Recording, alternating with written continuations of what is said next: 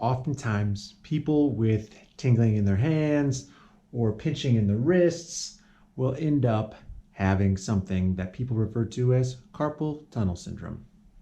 But what the hell is carpal tunnel syndrome? Well, basically, that's your hand. And this little guy right here is a band, a ligament, that creates the tunnel along with these bones in here. Two ways carpal tunnel syndrome can happen. One, the tunnel gets smaller, which super duper rare, requires lots of arthritis. Not going to be the thing. Most of the time, it's the contents get bigger.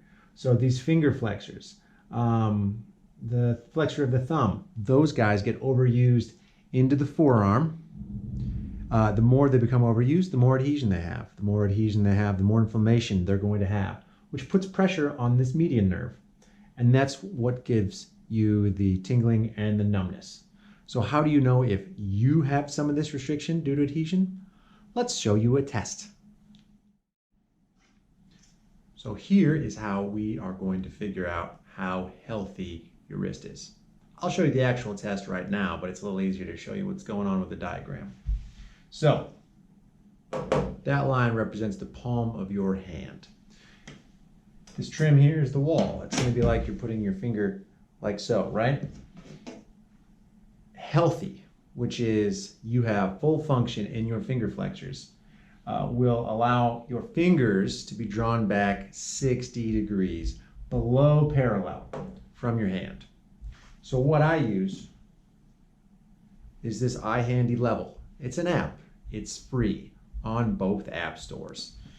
You can put this on your fingers. You can use an actual level, whatever you want to do.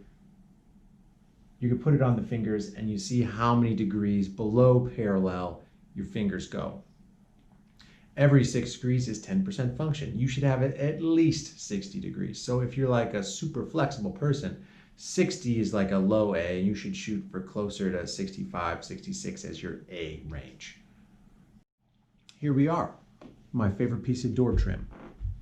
What I'm going to do is I need to put my forearm up the wall, making sure my elbow's at about 90 degrees. My elbow is touching this piece of trim here, and I'm going to grab my fingers and I'm going to pull them as far back as I can. As you can see, I'm not quite to 60 degrees. I'm not too bad though. I have lots of tension in my forearm at my wrist because that's where I have adhesion. I regularly get this worked on.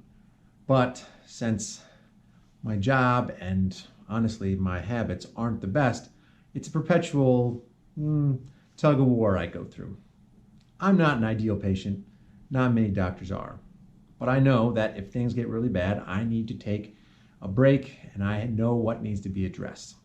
So, fingers up the wall, elbow at 90 degrees, elbow touching the wall, grab those fingertips. So if doing this doesn't count, the bulk of your forearm has to be on the wall.